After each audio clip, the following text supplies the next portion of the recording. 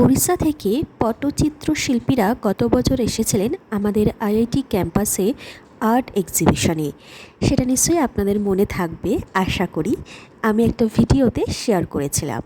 যাই হোক, তাদের হাতের চিত্রকলার শিল্পীকে আমরা কাগজবন্দি করে আমাদের কাছে রেখেছিলাম বটে, কিন্তু সময় হয়নি তাকে ফ্রেমবন্দি করার।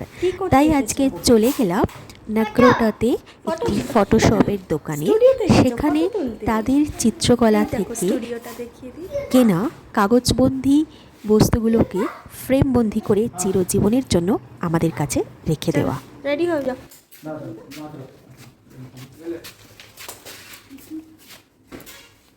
হাসো। সরে এসো, সরে এসো, তুমি এপাশে দাও। ऊपर ऊपर ऊपर देखो, हाथ नहीं उठाना है, सिर्फ हाँ ऊपर करो।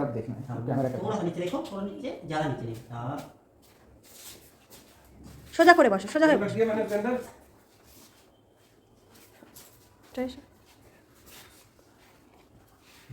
হ্যাঁ, সোজা হয়ে বসো, স্ট্রেট হয়ে বসো।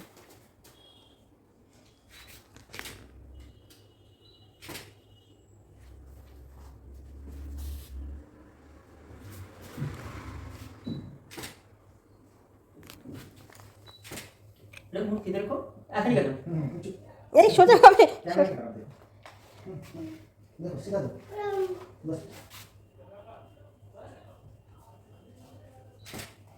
উড়িষ্যা থেকে যে পটচিত্র শিল্পীরা এসেছিলেন আইআইটিতে আর্ট এক্সিবিশনের জন্য, তারা আমি লক্ষ্য করেছি তাদের হাতের আঁকার ছবির বিষয়বস্তু হচ্ছে সবই ধার্মিক বিষয়বস্তু, মানে ধর্মকে কেন্দ্র করেই তারা ছবিটা আঁকত।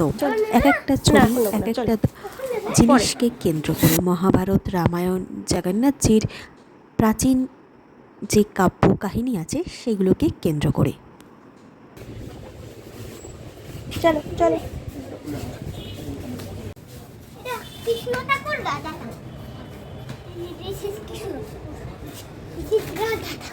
দিস ইজ রাধা ঠাকুর। এটা কৃষ্ণ, এটা রাধা। হাত দিও না বেশি।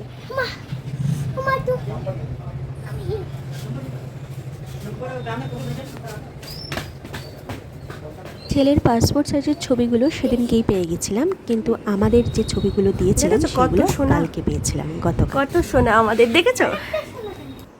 এই সেই ছবিগুলো যেগুলো পটচিত্র শিল্পীরা উড়িষ্যার নিজেদের হাতে তুলির টান দিয়ে এঁকেছেন অতি যত্ন সহকারে। এক একটা প্রাচীন ধর্মীয় মহাগ্রন্থ পড়ে সেগুলোকে বুঝে সেগুলোকে ছবির মাধ্যমে ফুটিয়ে তুলেছিলেন আমাদের মাঝখানে।